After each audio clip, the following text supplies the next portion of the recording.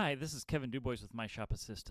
In this video today, I'm going to show you how the QuickBooks Online integration works with My Shop Assist. So I've got both screens up here, both the My Shop Assist page and the QuickBooks Online page for myself. So what you're going to want to do first is you're going to want to go into your My Shop Assist shop button. And then if you look across the top there to the calculator, that's where going to be our QuickBooks Online integration goes. And then we're going to select a service.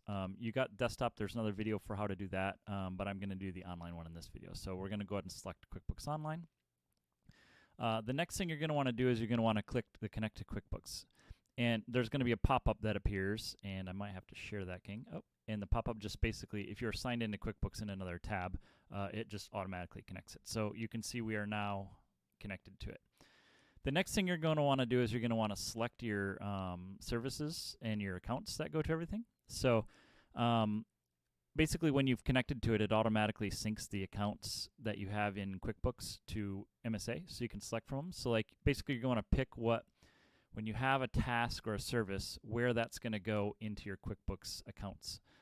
For example, on your P&L, your services are going to want to go to a account that is like labor. And so I use mine as labor income.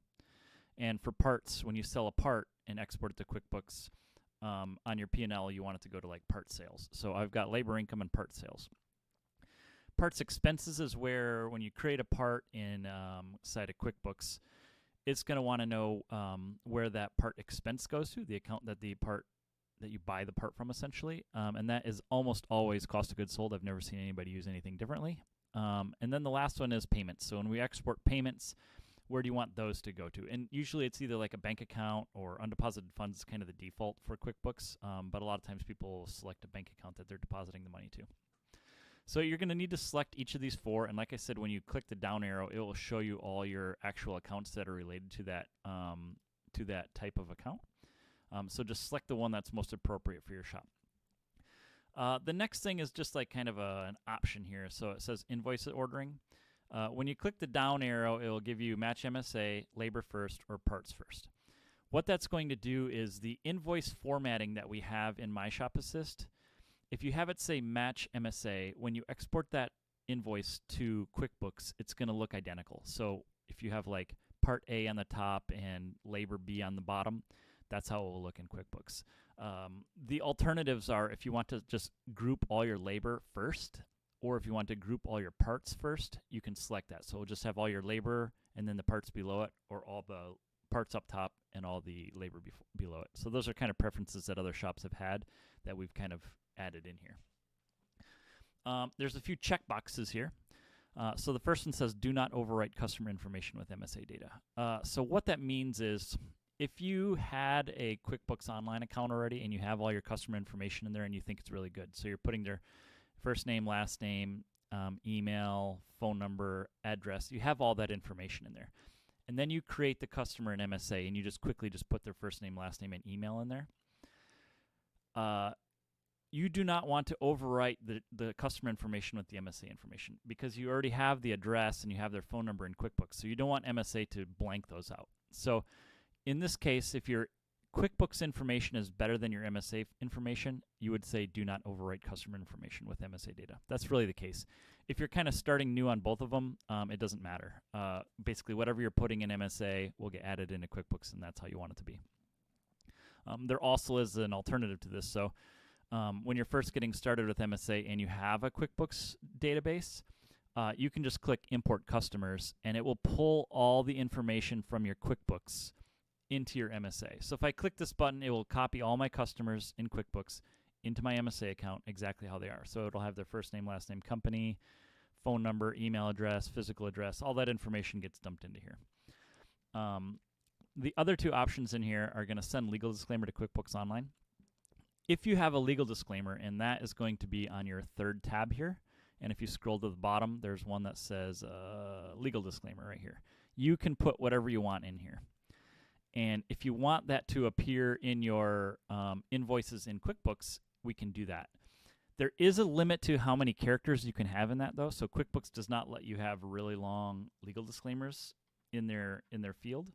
And so if you try exporting a long legal disclaimer, it will give you an error. And so in that case, if you still want the long legal disclaimer for like the MSA authorizations and whatnot, we allow you to have it, but turn off the export disclaimer. So like if you're getting your big long legal disclaimer signed in MSA, it's really not necessary to have it in QuickBooks as well because you already have a signed invoice essentially in MSA. This is just dumping it into QuickBooks for your accounting purposes. And the override tax rate, this is going to be really for like Canadian shops because we added the ability to select which tax entities you use. So Canadian shops have multiple tax rates, and so they can sync with all their tax rates in QuickBooks and select them. For U.S. shops, QuickBooks automatically knows who your tax entity is, and so you really don't have to do much more than just selecting your tax rate. So that's what that is for. And once you've got all this stuff set, so you've set your accounts and set your checkboxes, you're going to want to hit the Save button so it stores it all for you. Don't forget the Save button. And if you ever need to disconnect from your QuickBooks Online, or if you're switching from QuickBooks Desktop to QuickBooks Online, or the other way around, you just click the Disable button and it will disconnect you from whichever one you're using. The last of the steps, I already mentioned importing customers from QuickBooks into MSA.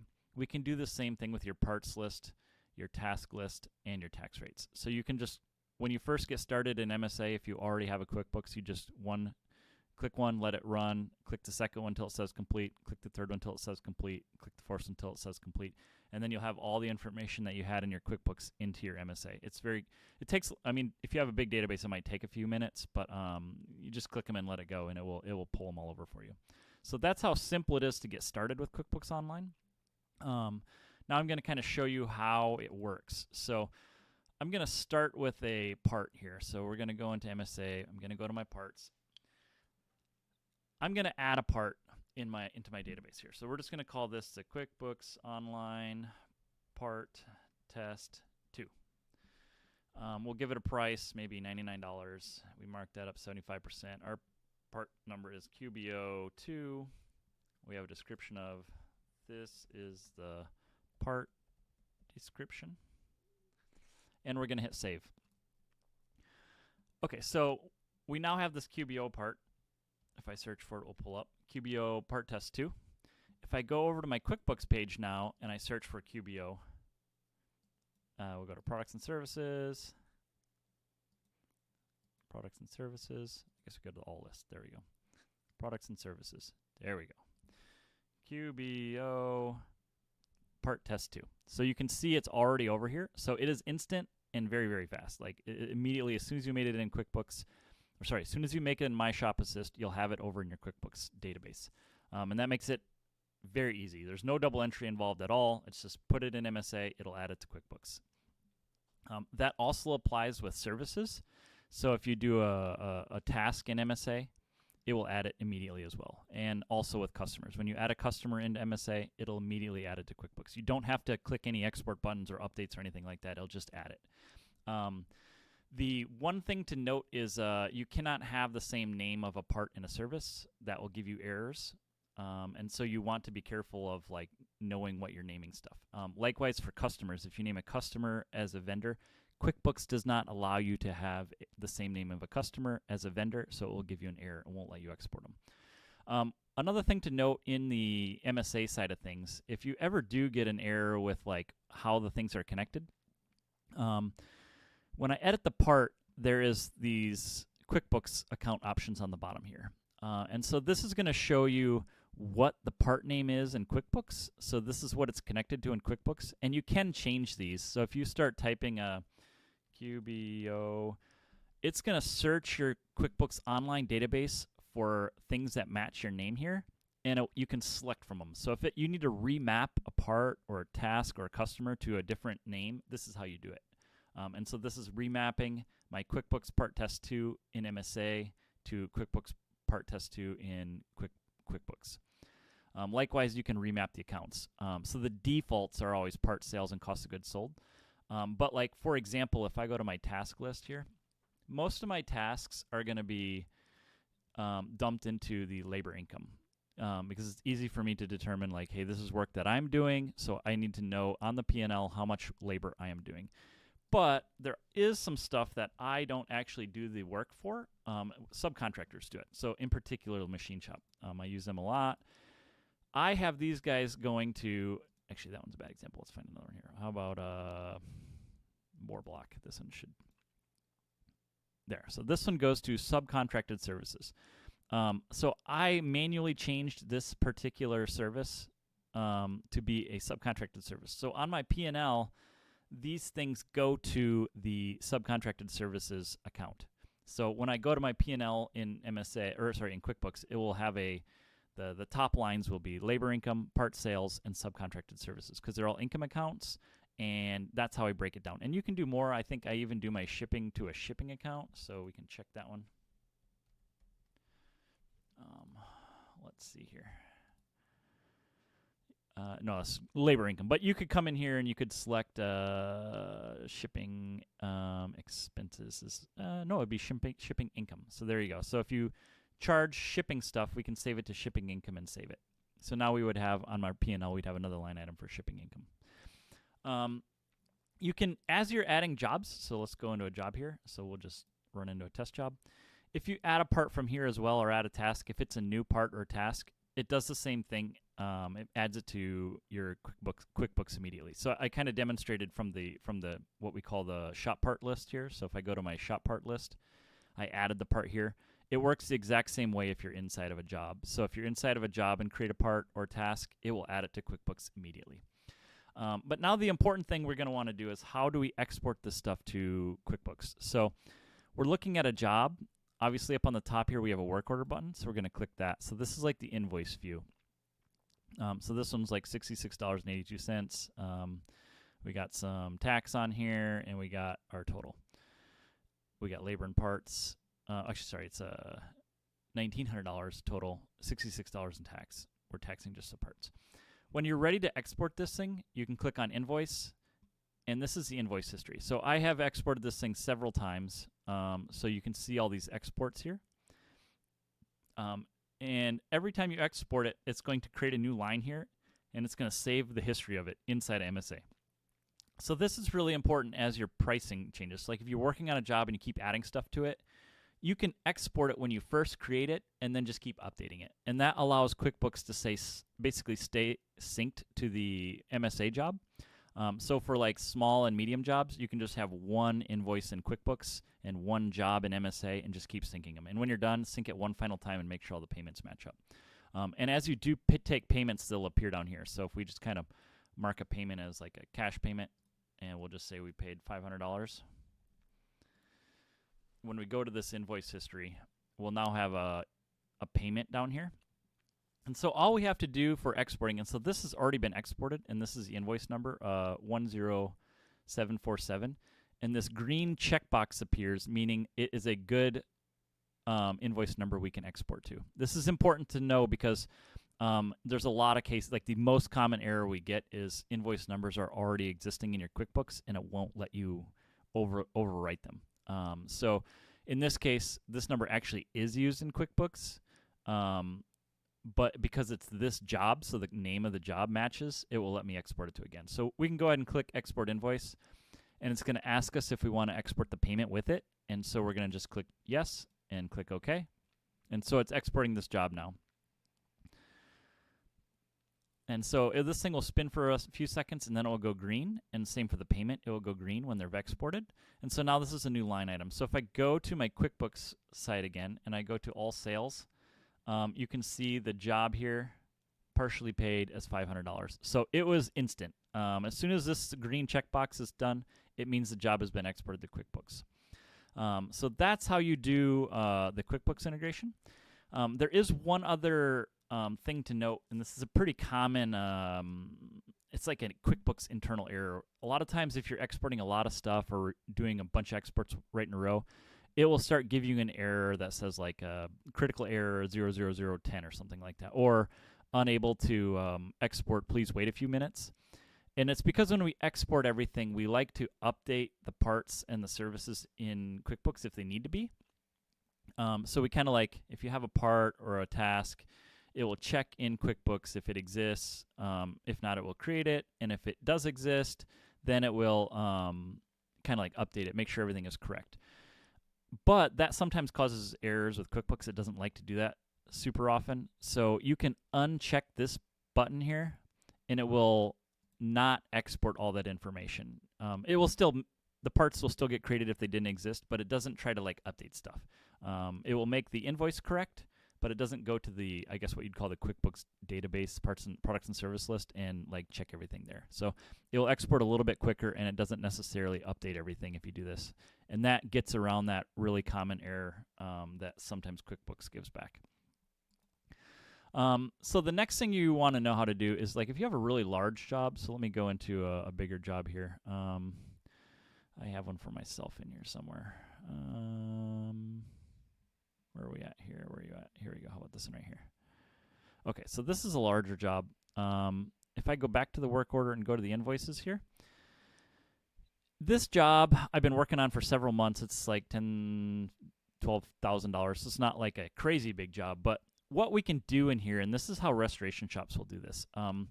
You want to make a bill, like say every 2 weeks or every month. What you can do up here is you can come up to the filters, click it, and select your date range. So we got to go back a year. So if I do like January 1st to January 31st and hit filter, the total changes. It's only $4,288. And this allows you to run a bill from the total job for just a section of it. So any time that was tracked or any parts that were added to the invoice during that time period between these two dates gets created into a single invoice. And so I've already exported this one here, and this is the partial invoice here.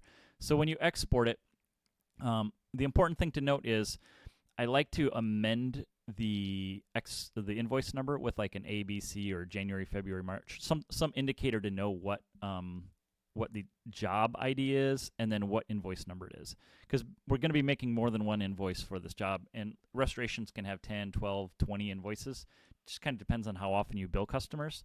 But each time you bill them, you're going to have to change the invoice number because QuickBooks will not allow you to use the same one over and over again unless you're updating it, right? So if it's a single job, single invoice, you can update the invoice as many times as you want. If it's a single job with multiple invoices, then you need to amend the invoice number. So you're going to want to keep changing the end number or change the invoice number. And then you can go ahead and export each individual one, right? So I've got a date range set here. I can just click the export button and it will export it over. And so then what happens is each month you're going to get a new line here. So this is the export date range. So this is the job from January 1st to January 31st. And then I did it again in February, and I did it again in March, and I did it again in April. And so this is how restoration shops bill out customers with their billing cycle. So they just pick a billing cycle like once a month or 2 weeks, and every job in their shop, they'll go through and run a date range filter on it, export this job to QuickBooks, and then request a payment on it. And so you can do that. You can click, you can go to this job and you can run your date range. So if we go January 1st to January 31st and hit filter. So this gives us our invoice. It's mostly parts, right? So no labor, just all parts on this thing. And then now I can go make payment, and I can request a payment via credit card or whatever. If I do a remote payment on credit card, it will send them a bill for just the total of this job, or rather this pay period. In this case, I also had a payment within that month of $2,000. So the remaining balance for this particular date range is $2,288. And then so when you go to the next range, so when you go to February and filter it. So now we got some actual labor in here. And you see we got another payment for $1,000 on that one. And that's our date range on there.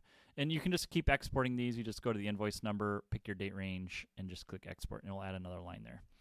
If you need to see what the invoice looked like, you can just click these view buttons, and it will let you look at the invoice that you exported at that time. So if you ever do need to make corrections, or you're not sure why the balances don't match up, a lot of times that happens when you like work on a job, sell them a bunch of parts, and then 3 months down the road you determine you don't need some parts, so you refund them. If you refund those parts, we do keep a inventory control on an individual job. So if you bill the customer in month 1 and then delete the part from the invoice in month 3, you'll see a negative amount for that part in the third month. So that's why you see here on month 4 here. So April, there's a negative $376. It's because I decided not to use a particular part and removed it from the invoice. And so I billed the customer for it in this month and then had to refund it essentially in this month. But it all evens out at the end there when you do all this correctly, because we track that inventory. So you bill them for once and then you take it away in month 4, it still equals out to be 0. And then you can see the payments down here. You can map them to individual invoices as well. So if you're doing progress billing, you got your April bill or your January bill maps to the January payment. Your February bill matches to your February payment. And so that's really how it works. If you need to re-export a particular one, you can come here and click export and it will re-export it. When you do get errors, they'll have the little red checkbox and you can click it and it will tell you why. And so this one is a business validation enter transaction amount that is greater than 0, right? So it doesn't want to export a negative amount to an invoice. And that's a QuickBooks thing. They don't let you have negative invoices. So I would have to go into QuickBooks, and in this case, I have to make it a credit instead. But that's just kind of how it works. So yeah, that's really the basics of how the QuickBooks Online integration works. If you have any questions, just let us know or message me or call me. MyShopAssist.com. It's Kevin at MyShopAssist.com for email. But yeah, that's it. Thank you very much.